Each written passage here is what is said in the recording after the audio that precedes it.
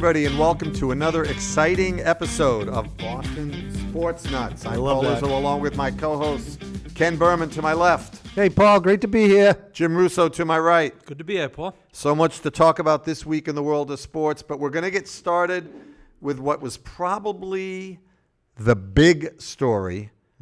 Patriots related, but not about the Patriots per se, which is the move by Bill Belichick to take the job as the head coach, grand high priest of the North Carolina Tar Heels football team. From all reports, he's going to have total control. He's going to be the head coach, the visionary. What do we think about this? Jim, I'm going to start with you. It's a pretty big story around here because the expectation was when he left here that he'd go sailing into another National Football League team and eventually break Don Shula's record. That's all very much in doubt now. Yeah, there is so many aspects to this story. I mean, it's not just, first of all, I'd like to say it does fascinate me that so many commentators say, what should he do? It's just like, I love how everybody, what someone else should do. It's no, he should do what he wants to do. But let's look at the circumstances that went into the decision, and we can speculate as to why, okay? Which I think, one, is the National Football League was becoming increasingly closed to him. Almost shockingly so, but I guess, we covered it, I think, once in a show, but, maybe people just don't want him having that kind of control. I mean, he got one team to interview him last year. Yeah. So who knows what would have happened.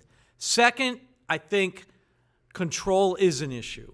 The fact he's named as a general manager of a college football team, Mike Lombardi, he will be able to bring in his own staff. The fact, that ESPN reported, he still talks to McDaniels, he still talks to Patricia. Who knows who's coming with him? Maybe one or two of his sons. He can take over a program. The third thing I would say, and there is a lot more, but is this: coaches like him love coaching. He's not the first guy to do this. I mean, everybody's shocked him, but Bill Walsh did it. He retired from San Francisco, or he retired from coaching, went back to Stanford. Had one decent year and then two not-so-good years and got out. Pete Carroll went back to college football. In basketball, Rick Pitino, after what happened at Louisville, went to Greece. Jim Calhoun, with 2 national championships, retired from UConn and then decided he wasn't done and went back to a Division III school just to coach. Bill Reynolds, I'll finish this little segment with this. The late, great Bill Reynolds, a basketball writer for the Providence Journal, once wrote a book about Pitino, and he named it, I think appropriately, Born to Coach. I think that's Bill Belichick, too. And this was the best option in his mind to coach. I'm still surprised at this for him. I just never thought he would go to a college team unless it was like Alabama or something like that. I never thought UNC is Roy Williams and the Tar Heels. It's basketball. It's not really a football. I guess maybe he could make it that. I don't know. I'm just surprised. I think they say there's going to be like possible 9 head coaching jobs available after the season ends. I'm surprised he didn't wait for that. That's what I'm surprised about. But I agree with Jim on one thing. He wants to coach, and for all the sports talk people that say they know he wants to break Shula's record. He said, I don't really care that much about it. So I don't know if that's the truth or not. But he took a college job, which means can't break that record if you're coaching college. I think there's a couple of aspects. One is, why did he take the job? And the other is, why didn't he get an NFL job? I'm going to focus on the latter issue first. I'm convinced that what got Bill Belichick in trouble on the job hunt was his personality. Oh, yeah. Now, everybody says that behind the scenes, he's personable, he's funny, he's connects with players, he this and that. The problem is that's not the only aspect of the job. And if you're a smaller market team, you have to worry about churlish grouchy lobster boat captain Belichick being the face of your team. There have been reports over the years that he wasn't particularly nice to people in organizations, that he didn't kiss up to owners. And these are all things that owners expect for their $10, $20 million, what they pay guys. So I don't think it was that Bill Belichick wanted control, because all these coaches want control. I don't think it's because Bill Belichick can't connect with the young player of today, because obviously until Brady left, he connected just fine with young players. I don't see that as the reason. I think what ends up getting in the way of Bill Belichick is the way he came across to the public, the way he came across perhaps to fellow employees in the organization. And I always marveled at his ability to be that way and get away with it, but it was only because he was winning. When they stopped winning, it all got kind of annoying and tedious. So circling back around to him ending up at North Carolina, Jim, any thoughts about that one in particular? Like, any surprise that that's where he... Oh, yeah. I mean, I'm totally surprised. Absolutely. As you look at it a little more closely, though, it's an ACC school that he can rebuild. I should say built. They, as Ken said, they're not a football school. They're a basketball school. And I think the opportunity to build something for someone like Belichick, who, like Tom Brady, one thing they had in common was they like all aspects of the football thing, okay, which, starts in the offseason. They like that stuff. They like going films. Bill, he took some heat for his drafts, but he loves looking at players, looking at films of players. So did Brady. They love analyzing stuff. Then they love the practices. They love the games. I think what might have been attractive to him about there is he's got a shot to really build something. Now, whether that means control or not, I don't know if that matters, I guess. As you said, I mean, I think he likes having Well, was control. he ever going to take a job where he didn't have control? Right. So, I mean, I think he likes having sort the of a total given. control. Yeah. And I think he also thinks that, college football has changed. The NIL has changed everything. And I'm a college basketball guy. It's totally changed everything in college basketball. So, bringing in Mike Lombardi to me is like, okay, we're going to take advantage of this. And so when you look at it after, it's not a surprise. But when it happened, total surprise. Because the other thing I would say is a big football school probably wouldn't have hired him because they've had success with so many coaches. So this school thinks, hey, we need something big if we're going to be a player. Let's get – I mean, they introduced him at the basketball game. Right. Is, Yeah. Classic. I'll go back to just a little bit. Go back to like why maybe he's not hired by it. Just look at his press conferences. How about the past 3 or 4 years when they weren't good, and his press conferences were just. If I'm an owner, and he wants $15, $20 million a year to coach my football team, and that's what my fan base is going to get after games, and that's how he's going to treat media in my city. I don't know if I could do it either. It was just, I found the rudeness at the end of the way he would just treat the media just terribly. I just thought it was awful the way he treated people that were just trying to ask questions that I would have loved to hear the answer to. Quite a contrast to his opening press conference at North Carolina, too. Right. He was very congenial. So I want to stick for a second with the decision to go to North Carolina. College football has changed, but it's still changing. It's not done changing. And it wouldn't surprise me. Now, everybody believes that North Carolina Tar Heels would never leave the ACC. I'm not convinced of that. The ACC is a secondary conference on the football side. Oh, definitely. It's not a big-time football conference. Would North Carolina consider moving to the Southeast Conference to compete at that level with Alabama and those other teams? Don't rule that out. Nobody ever would have believed that the Syracuse Orangemen would leave the Big East, where so many great legends and memories were made, to join the ACC. The reason they did that is because football is king, and I don't care how many banners are hanging in the Tar Heels gym and Dean Smith and all those great memories.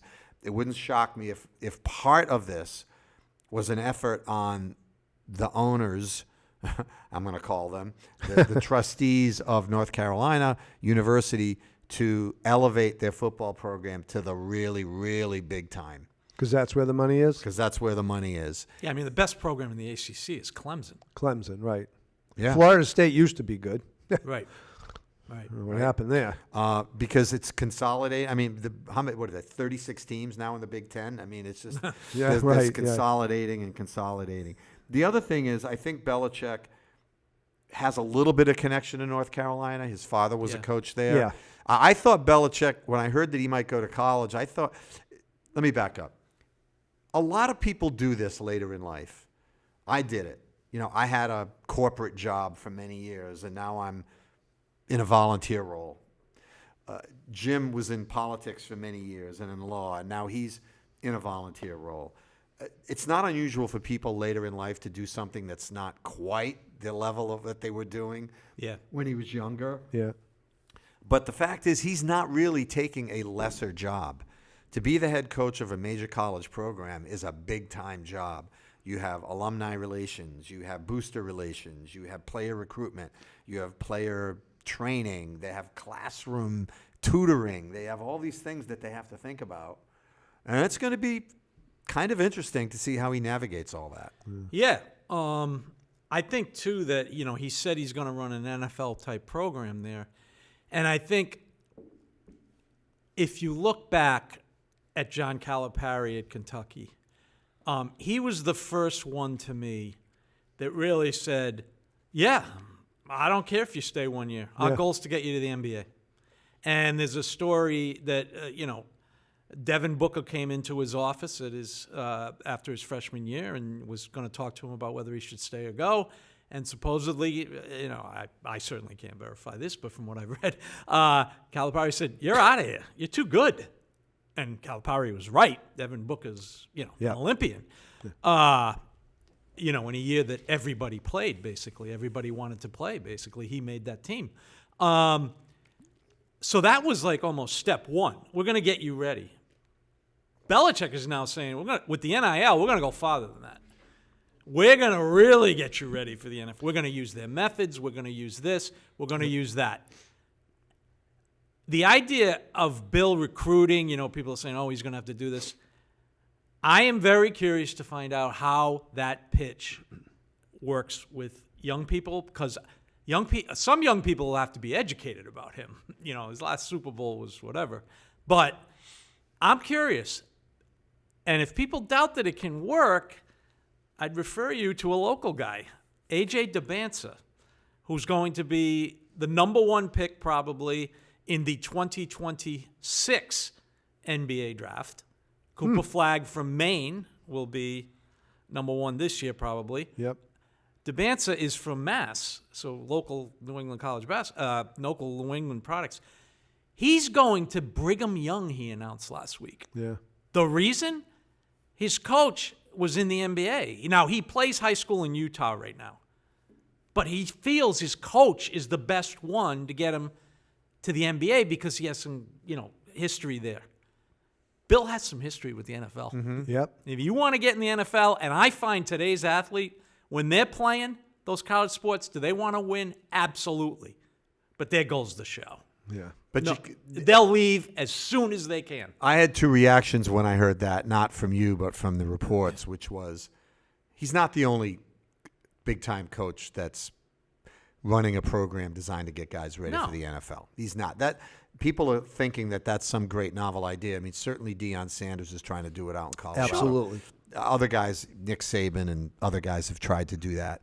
The other thing is you can't have 65 guys on your team that are NFL ready. He's going to have some guys that don't project as NFL players, and he's going to have to navigate that too. So that's a. But it's really an interesting part of it. It's really the selling point that's key. Once he gets them in there, he's going to run the same systems he's run, and as he said in the press conference, which he never would have done in New England, which is he said something like, "I don't fit a system to me. I fit a system to the talent we have. If we have a good player we can fit him in."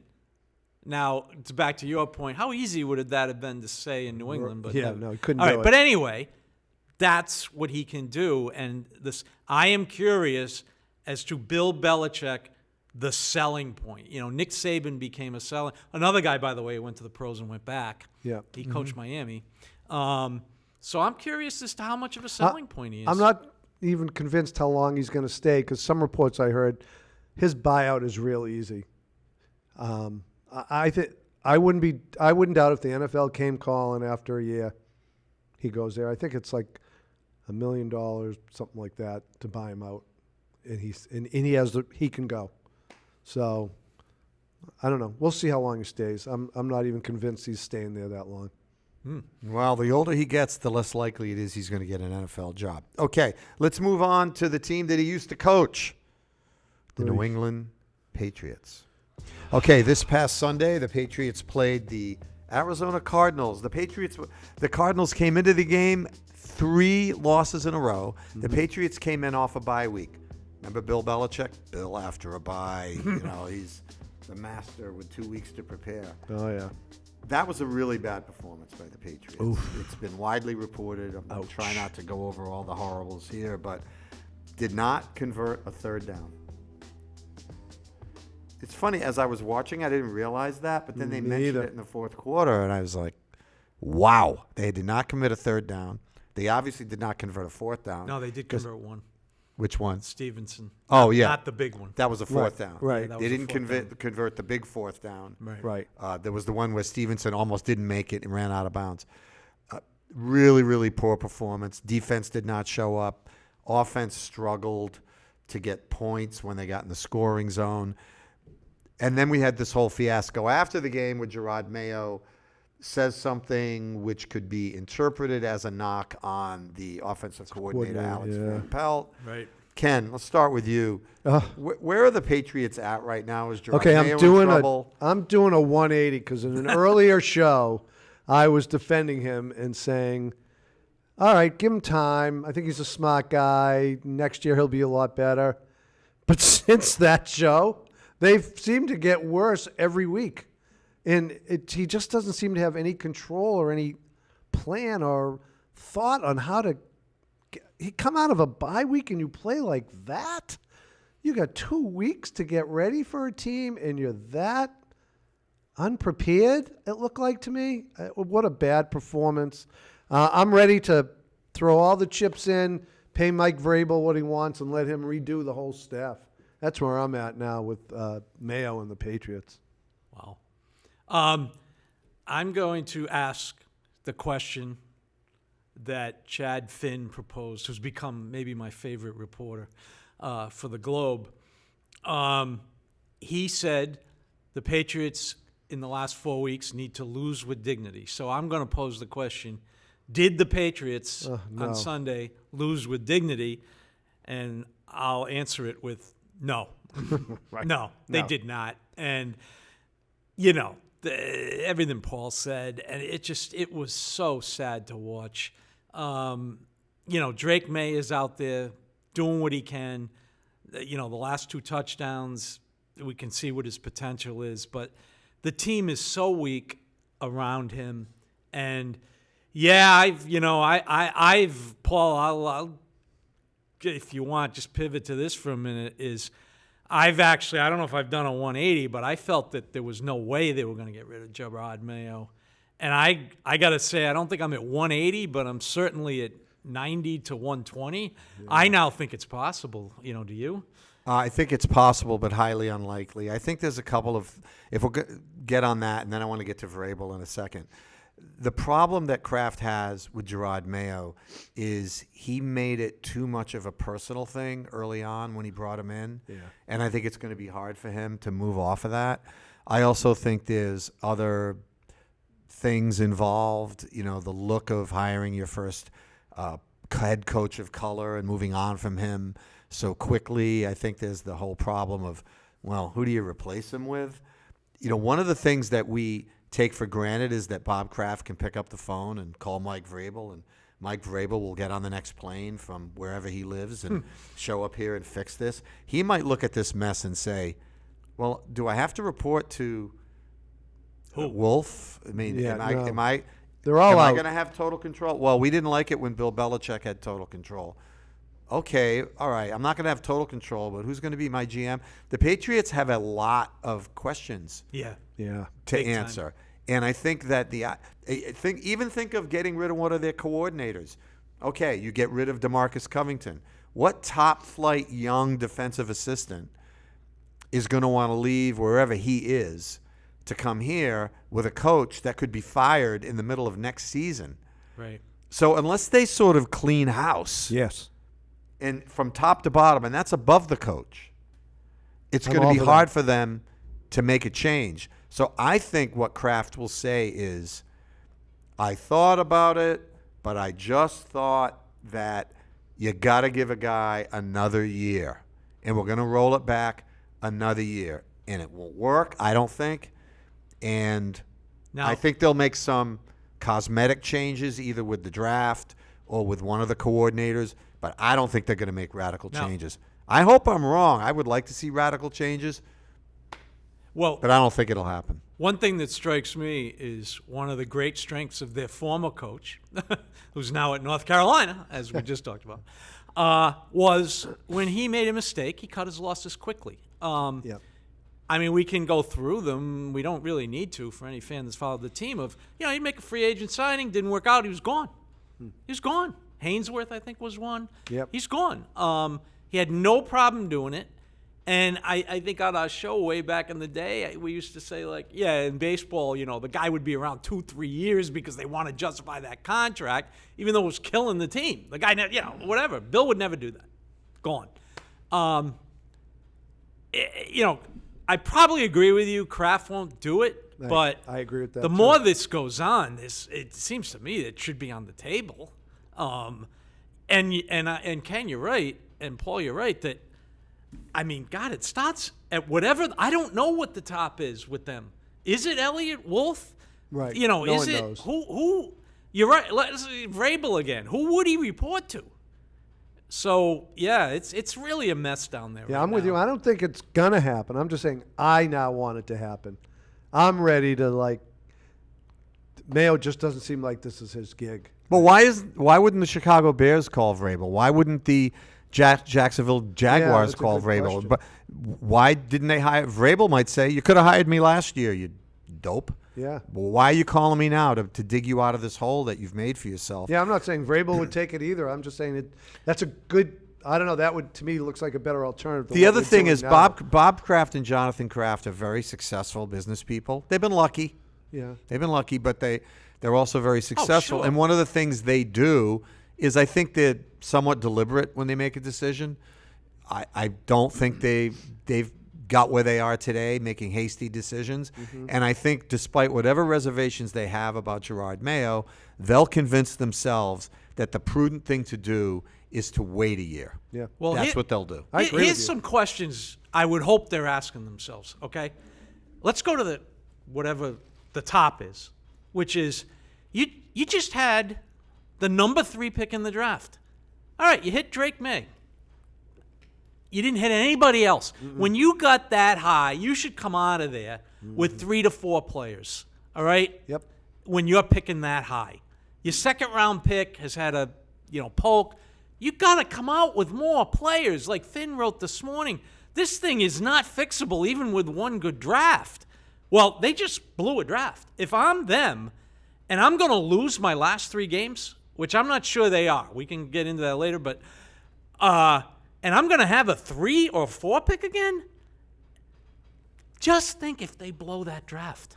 Even if they hit the number 1 and they blow the next 6 again, picking that high, that is a disaster of epic proportions in sports. Yep. Not in world, but, Right, in, but in sports. sports. That is a disaster of epic proportions. Red never blew a top of the draft pick. Right. Okay? You cannot blow those picks. The second question they got to ask, everybody loves our starting quarterback around the National Football League. Are these the guys we want with this guy? Now, I'm not saying they're Matt Patricia, with the last guy. Mac Jones. Mac Jones. But is this really what we want? The Chargers, just to replace the coach, they got Justin Herbert, who's a heck of a young quarterback, and they replaced him with Harbaugh. Great coach. Yeah, I mean, And they're winning more games. yeah, they're right now. They got the last playoff spot, and Yeah. they'll be coming here for a big game for them in the second to last week, which you may be in attendance and freezing. So I mean, is this really what they want? And I don't know. I just don't know. It's like Yeah, it's a scary situation. scary, very. I mean, Tom Brady had Bill Belichick and Charlie Weiss. Think about that when he eventually took over the job. Yeah. Bill Belichick and Charlie Weiss. Yeah. And him and Josh McDaniels had a great And then he relation. had Josh McDaniels. They Pretty worked impressive. worked very well together. Yeah. And I'm sure Brady would cite in those early years, Charlie. Yesterday's game to me just put me over the top. Watching that, I was just like, "Wow, this is bad. They're bad." I mean, I just want a competitive team. Well- I want to go to the cave and sit with you guys and watch a team that I think might win. Somebody asked me earlier in the day how the Patriots are going to do it, and I said, "Nah, they're going to lose 34-17." I wasn't far off. No, you were pretty close. All right, so before we move on, the National Football League is having, I think, kind of an interesting year. If you just look around the league, Detroit losing to Buffalo raised a lot of eyebrows. That was an unbelievable performance by Josh Allen. Patrick Mahomes with his annual ankle twist coming down the stretch. What is this, like 4 years in a row where he's been supposedly banged up and hobbles off the field, and then he makes a miraculous comeback? The Eagles are on a rampage. They look like they could end up with the number 1 seed coming out of the NFC. It's turning out to be an interesting year. Yeah. We're used to being in those conversations. Yeah. Yeah, that's what I want. I want to just. We're not there. We're Boston sports fans are a long way from where the rest of the country is all excited talking about their teams. Yeah, I think the NFL, which I personally follow, I go from following it to following it very closely in the playoffs. They're shaping up for a heck of a playoffs. They really are. Yeah. I mean, in the NFC, you got 2 12-2 teams. In the Eagles and the Lions. The Lions themselves, they lost 3 players in that game. That's not good. They were but- already down 10. Yeah, but that's great to have 2 great teams like that. And the Lions themselves are a phenomenal story. Yeah. Now, the Lions have won 4 NFL championships, but for you people that think or believe that, I'm not criticizing, but they believe the NFL started with the Super Bowl, they have never made an appearance in the Super Bowl. Correct. So, for Lions fans, this is something. And it's something for the NFL, I think, too, to have them up there. Sure. And the Eagles, of course, have a tremendous fan base. Then in the AFC, I think, I hate to do it because a friend of mine is a huge Steeler fan. Yeah. And, they've had a great year. I mean, they played the Eagles tough. They got 4 losses. They've had a great year. And you got the Kansas City story, which, I'm not a Chiefs fan, but it's fascinating. It really is. All the one-score games. It is really fascinating. And we talked about this in our last weekly show. Paul brought up betting against the streak. That is really fascinating to watch. It really is if you're a football fan. Whether you Don't like bet them, against the streak. Yeah, whether you like them or not, you can root against them. But that's great for They sports. just keep winning. And Yeah. then I think you touched on the other big story is, Josh Allen lost his best receiver this year and is now the dominant player in football Yep. right now. MVP. Yeah, right and now. guess what? We're going there. Oh. And then you got the fascinating, from our point of view, last game of the season, which may or may not matter to them. But he's a dominant story right now, which, again, to have somebody playing at that level is great for the league. So this is shaping up great. Yeah. Well, I'm hoping that the Buffalo Patriot game is on the Saturday of that weekend so that it possibly has meaning to Buffalo. Because if I'm going to sit through that last game of the year in frigid cold weather, I want to see Josh Allen playing at his best. Right, Yeah. right, That's worth, yeah. that's worth it. The day and time has not been announced yet. Right. For both home games coming down the stretch. Right. The Yeah. Patriots are at Buffalo next week. Yeah. Yeah, and then they're at home against San Diego. San Diego. 45 I'll never to stop 10. doing it. Yeah, and I just want to, LA Chargers if and I then could, Buffalo. run down what the Patriots have at stake here and what's going on with Sure. them? Oh, yeah. So Is this Tankathon talk? a little bit. Oh, A good. little bit. But Love I'm trying that. to frame it in the NFL, too. The Pittsburgh loss this week to Philly dropped them to 4 losses, okay? Buffalo has 3 and Kansas City has 1. The fact that Buffalo is 2 back is not good for anyone that wants a good pick off of Paul to see Josh Allen, because the Bills and the Pats at Buffalo, with this game still mattering for the Bills, that would be the upset of historic proportions, right? Okay, I think you're being a little confusing. You're talking about wanting the Patriots to lose games down I'm the saying stretch. if they're going to get a. I'm not saying what I didn't tee whether that I up. root or not, but this is Okay. looking at the draft. So, okay, let's say for discussion's sake, the Bills will win that game. They need to win it. Now the Pats play the Chargers at home. The Chargers now are 7th, which is the last spot. They are certainly going to need that game.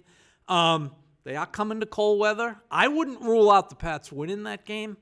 And then the last game, we need Kansas City to lose a game. And I think you bring up a great point, Paul, if you're rooting for a draft pick and want to see Josh Allen. Let's hope that's on a Saturday.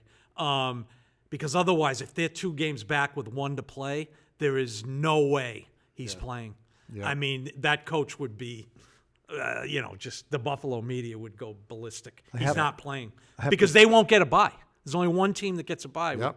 So Have to- that's the lineup, really. I think the Chargers will come in here and destroy the Patriots, but that's another topic. I don't see the Patriots having a chance against the Chargers. I don't know. I don't All right. see it. All right. And the last thing, Paul, if I could on football, if you don't mind. I do mind, but go ahead anyway. Okay. The Patriots, with that loss, are in a 5-way tie for the 3rd pick at 3-11. It is fun to follow it, whether I want them to win or not. It's fun to follow it because it's a close race. And you know how I feel about that draft. Very close race. Offensive linemen. Well, I think if I don't they, care if Randy Moss Jr. is in the draft. Right. I want offensive linemen because this team's going nowhere with the line they have. And right that's going to be a discussion for our show, I think, because there is offensive linemen, and there's 2 of them right now projected in the top 10. And there's the best all-around player in the country who just won the Heisman. And then there's a great receiver in the top 10. So that'll be a good one. now. Yeah, sure will. All right, let's get on to the Boston Red Sox. A big trade last week. The Red Sox traded 3 really impressive prospects, including Kyle Teal, the catcher, left-handed hitter, had a great year last year in the minor leagues, his first full season in the minor leagues. Great young player. For a pitcher, Garrett Crochet of the Chicago White Sox. Ken, any thoughts about that deal? Yeah, I have a couple of thoughts. One, when they made the deal, I didn't know anybody that was in the deal. I didn't know that Teal was a great catcher. This is my problem with the Boston Red Sox. Okay. Is that the last 5 years or so, I have not, as much as I love baseball, and I've been watching the Red Sox since like 1965, I didn't know enough about them these last 5 years. They just weren't interesting enough that I knew a lot of the farm system. I knew a couple of names, the Roman guy or whatever, but he looks like a good pitcher, Crochet. I'm okay trading away prospects because 99% of the time they don't become who you think they're going to be. Yeah. And this Crochet kid looks like he can pitch. So, Well, to your point about prospects, we all remember Dave Dombrowski, who was accused of gutting the farm system. Right. And what do I always say? Where'd those guys end up? right. They're not all remember you they're not all saying that. Hall of Fame bound. You know, most of them didn't amount to much. Right. I have no problem with the guys they traded to get Crochet. Once I saw him and looked into him a little more, he looks like he's got a chance to be a really good lefty pitcher. Jim. My feeling on this is mixed. I have followed some of these prospects. Kyle Teal's an excellent catcher. Whether he's going to be Johnny Bench, probably not. Braden Montgomery, he played for Yarmouth Dennis, which Paul and I are involved with the Cape League. Paul saw more than I did because I've only been there really 1 year. He's supposed to be a very good prospect. The other two seems to me the kind of players you do trade in a trade like that.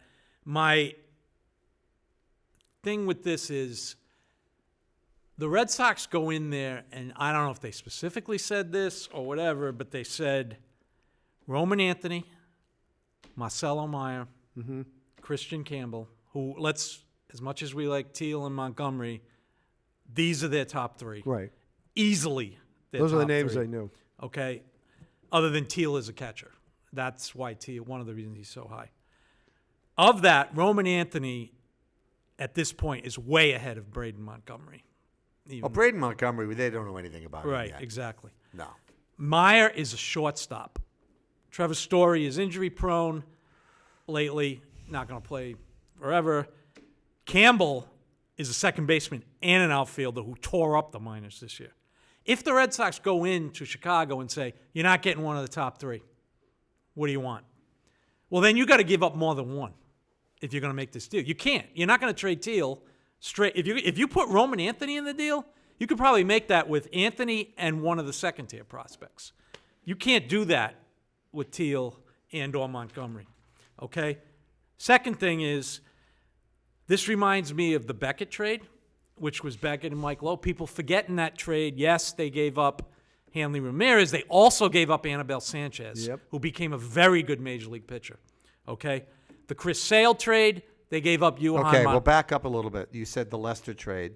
No, Beckett trade. The Beckett trade. The Red Sox traded Anibal Sanchez and Hanley Ramirez for Josh Beckett and Mike Lowell. And Beckett and both Beckett and Lowell ended up being very world productive. champions. Yeah. And really good point. And they really helped that team win. Hanley became a very good Major League player, and Anibal Sanchez was a very good Major League pitcher.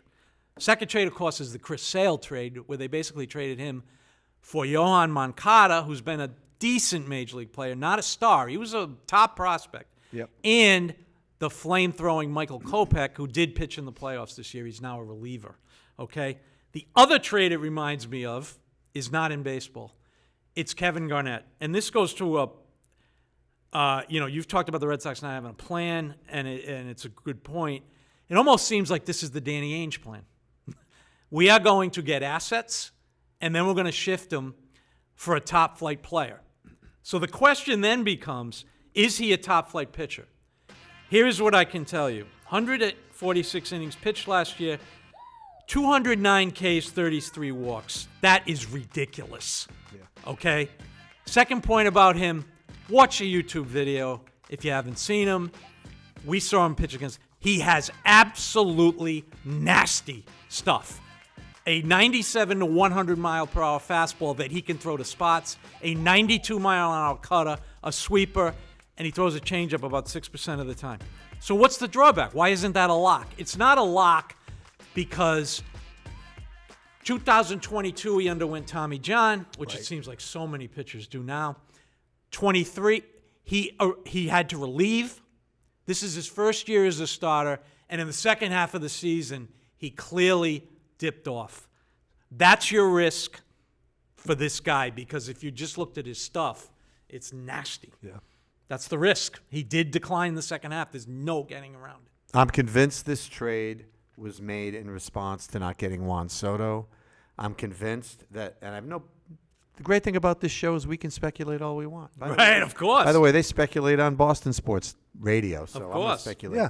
I think that it was a slight panic move, and I would not have traded Kyle Teal. I'm not trading a catcher that you're developing that can hit, a left-handed bat catcher that could be a foundation player up the middle for 10 years. Catchers, they don't have 20-year careers. Carlton Fisk is the exception. Right. I'm not doing that. I did not like that part of it. Montgomery, YD connection, sorry to see him go. Me too. Two other guys, good prospects. I might have even parted with one of those others. I wouldn't have traded Kyle Teal. Having said that, okay, my main objection to it is I want them to stick with one type of methodology or the other, which is if they're going to start trading away prospects, then I want to see the guys they bring in produce. It's you gave examples of when they actually did produce in the past, and those are good examples. But they don't look like they're one pitcher away to me. Oh, no, they're not one They pitcher. don't. Oh, God, They don't. Now, I want them to get a stud starting pitcher. I've said that to you guys. We recorded a show where I said that. I'm not sure a guy who gave us 146 innings as his career high is that guy. So I'm a little bit dubious about it, but at least it was interesting. It was some good hot stove talk. I'm with you. Can they just now, if they want Burns, just pay him? Like, you haven't paid anybody decent in a long time. You're still the Boston Red Sox. You're still John Henry. There's there's actually a few good pitchers out there. Please, I'm begging you to sign one of them to a contract instead of just this trade. You're right. They are way away from one good pitcher, and we don't know if he can go more than 150 innings. No, we don't. That's why it's a risk. That's why it's a risk. Get Now- me somebody else, too, for goodness sakes, Red Sox. Because, to back up that with Corbin Burns, which I'm all in favor of, this trade does not signal a return to the Red Sox free spending ways. This guy is going to make about $3 million. Yeah. Because he was a reliever. He wasn't getting paid top starting pitchers' money. So this is not the Red Sox reverting. I, again, think, look, if they want to develop a plan that is essentially the Danny Ainge plan, okay, and this guy is their Kevin Garnett, and Kyle Teal is their Al Jefferson, and Braden Montgomery is their Ryan Gomes, or the draft picks they gave up, okay, but Danny supplemented that. He traded for Ray Allen, who made a lot of money, okay? He traded the number 5 pick, which turned out to be Jeff Green for Ray Allen. Yeah. You got to supplement this if this is the idea. Yeah. You can't just do this, all right? You can't, because Paul's right. They're not one pitcher away. Oh. So, to me, are the Red Sox back? Sign Corbin Burns. Don't get outbid. The Yankees have made their move with Max Fried. I think they just traded for another pitcher, didn't they? Yep. They may or may not be in on Burns. The Dodgers may or may not be in on Burns. The Sox should do what it takes, and if they end up losing money in the last 4 years, fine. Come on, you're the Red Sox. Are we really going to get back in this or not? Anna, you're gonna sign. They need a right-handed bat. Terribly. Are they gonna sign Teoscar Hernandez? Are they gonna sign Bregman? Because if this is it, I'm sorry, that's we're not 500 enough. again. It's not enough. Yep. I want to see them open that checkbook. All right, even let's say this guy works out. Great, you made a great trade. Where are you? 83 wins? 84? Yeah. I mean, the thing about Corbin Burns, if you look at his numbers, he gives you 32 starts every year. Yeah. Right. If you ignore the COVID year, but he actually, right. if you extrapolate it, Sure. he had 12 starts in 70 games or whatever it was. Sure. He's 32 starts a year with an ERA below 3.5. I don't know what I'm missing. It's a horse. Yeah, and how great would it be, by the way, and not that the Orioles are the Yankees. The Orioles are my second favorite team now because I know somebody working for them, former player of mine. But to take them from a divisional rival. Yeah. You've taken the divisional rival's ace, who they got to put them over the top. You've taken them off that team. The Chris Sale deal traumatized them. It always takes the Red Sox a few years to get over a bad deal. But David Price, Chris Sale, right. they're terrified. We need to get over it. They're terrified. We got to get over it if we're going to, because you're not going to, hey, look, Roman Anthony could be on the team this year and contribute. They should be getting a little better. So try to get a lot better. Yeah. Okay, I'm going to move on to the Celtics before we wrap up. I have a couple things I want to say about the Celtics. Ken mentioned off air that he's not that interested in the NBA Cup. And frankly, I'm not either. I'll watch it. Morbidly curious to see the final on Tuesday night. By the time this airs, we'll all know who won. But I want to talk about why I think the Celtics have not succeeded in the NBA Cup. I think it's their style of play. I think that in a sort of a one-and-done format, the Celtics are not designed for that. They're a team that is built around the three-point shot. And all it takes is one game for them to have a bad night. And for 2 straight years, they've had a bad night early on in the NBA Cup Series.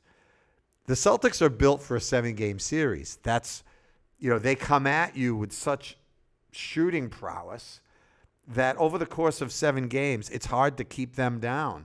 That's why they won those series last year in the playoffs handily. They won 4-1, 4-1, 4-1, and 4-0.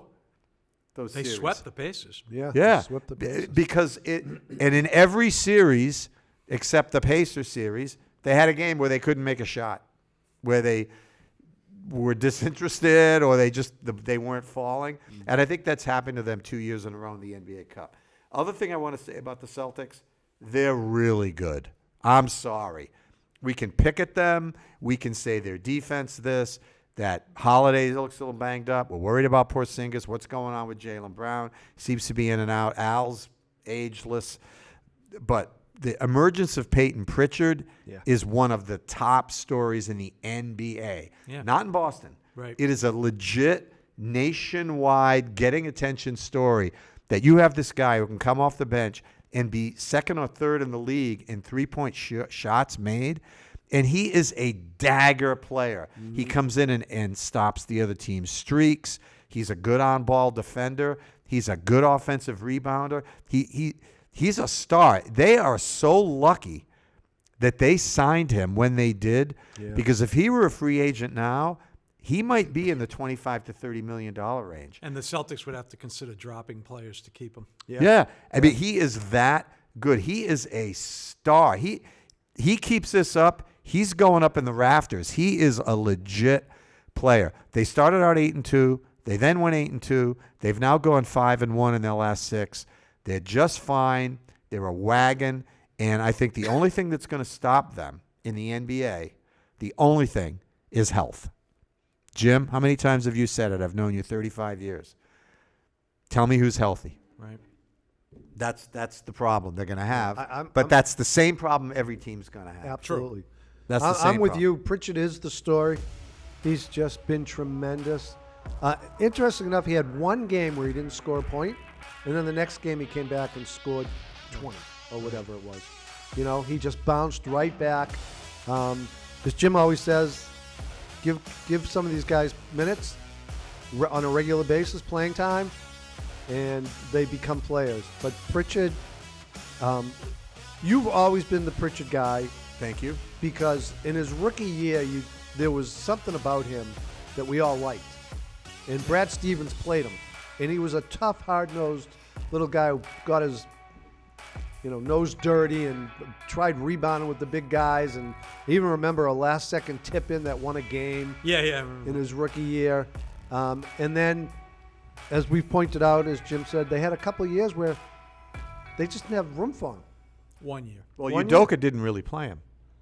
Yeah, because they had Udoka didn't play him because, and I want to be fair about this, he had 4 guards ahead of him. Yeah, And they were named the Jaylen Brown, Marcus Smart. Marcus Smart, Malcolm Brogdon, and they got Derek White at one point with him. I don't know how you play him. Now, you'd play him today, but back then, he was a second-year player. I don't know how you play him over. You can't play 5 guards in the NBA. No. Can't do it because Jaylen Brown was playing guard. Now, today you'd play him over them. I think it's a credit to Pritchard that he bounced back from that year. Absolutely. Yeah. He just stuck with it. When there was one year he got very little playing time. He was a total garbage. that year. Udoka, total like garbage. Paul said, Udoka did not play him. Did not play him. He also, I always felt that he liked him less than Brad Stevens did. I Yes. don't know that, but I just always felt that. Yeah. That he liked him less than Stevens did. Yeah, but he is the story of the Celtics right now. But I'm with you. They're good. To me, That's a good team. you guys are right. The big story on the team is Peyton Pritchard. The second story to me of the team is something Jason Tatum said after, I think, Game 1 of the NBA Finals when KP got that huge hand coming in and then played great. He said when he plays, we're pretty special. I think JT is absolutely correct. And you can see it in the games he's played so far. They are just a very special team when he plays. You can also see it when he goes out. They're still excellent. I agree with Not the something. same. But they're not the same. And I agree with you, something you said earlier on an earlier show. I don't think they'll be able to do what they did last year if he misses significant time in the playoffs. Yeah. But if he plays and they're healthy with, as Paul pointed out, all the Pritchard stats, they are going to be brutal I'll go with another to beat. Paul player that's really helped them out is Luke Cornett. Yes, I've always been on the Luke bandwagon. have. Thank you for acknowledging that, Ken. When he's been playing, this was a good year for Luke Cornett. I think it's his best year. I do too. And Scal said last night that he's worked on his body with the Celtics staff. I think it's his best year so far. He, to me, this is only my eyes, he just seems more movable. He moves better. Yeah. I don't know if it's true. He's playing his best basketball. Well, Paul said we can give opinions on this show. Right. If you look at the top 8, Tatum, Brown, Porzingis, Holiday and Al, Holiday, White, Pritchard, Hauser. Yeah, that's 8. Those 8, there's not a guy in that 8 that you really don't want out there. No, Hauser came back last night and had a good game. Yeah. Hauser's obviously the weaker, but he's only weaker by comparison. He's a terrific three-point shooter. Yep. He's not a bad defender. I'm Much sorry. better than he used to be. Yeah, Yep. he's not bad. He runs all over the place. Yep. Hustler. He's a very good 8th player. He is only by comparison because up until this year, it would be flipping a coin who you play if you had to, Hauser or Pritchard. I think it would be flipping a coin. They were both good. They're both very good players. By the way, I don't think I even mentioned Cornette. Wouldn't that be 9? Cornette is 9. Yeah, that's a hell of a 9. Yeah. So this year, though, the way Pritchard, you play Pritchard. But we talked about on a previous show that Joe Mazzulla did it in a game over Drew Holiday at the end of the game. Yeah. He played Pritchard. He played Pritchard. And that could be a subtext going on, is that how much better is he going to continue to get better where he is pushing the 2 lead guards? I hope so. I mean, last night, and again, we're taping on a Monday, they played the Wizards last night, and I know it wasn't much of a game, but he caused a turnover on Jordan Poole, who's a pretty good player, especially a one-on-one player, right? Yep. He hounded him to the point where Poole dribbled it off his knee into the backcourt, and I think it took the ref a second to make the call, and Pritchard's looking at him like, I didn't do that. I didn't deflect the ball. But it was Pritchard's pressure that caused it. Yeah. And another thing about Peyton Pritchard, I just love how high he picks up his man. I love it. Yep. He's putting ball pressure, minimum half court, sometimes full court. Yeah, usually around the top of the key at the other end. Yeah. And then sometimes, like I said, he goes full court. Like the show my age, the Celtics did against Oscar Robertson in '74, Right. because he was an older guard in that playoff. Tommy pressed him full court, usually with the duck, Don Chaney. But That's right. Pritchard's doing that in a league that doesn't do that much. Great points. Okay, so we're going to wrap it up now. We're coming up to the holiday season. I hope you guys have a safe and healthy holiday Same to you, season Paul. coming Thank up. you. We have Christmas, Hanukkah, New Year's, Kwanzaa. They're all packed together. Why don't we spread them out? I don't know. That's a good point. I understand that. I don't know. Hanukkah very late this year. Very starting on late. Christmas Eve. Yeah, right? it starts Christmas Day. Same That's day. not Day? usual, is it? No, No. it's usually earlier. But try figuring out the Jewish calendar. I haven't. Yeah, well, there are rabbis off somewhere that figured all this stuff out. Oh, all right. Anyway, so for Jim and Ken, I'm Paul Izzo. See you next time on Boston Sports Nuts.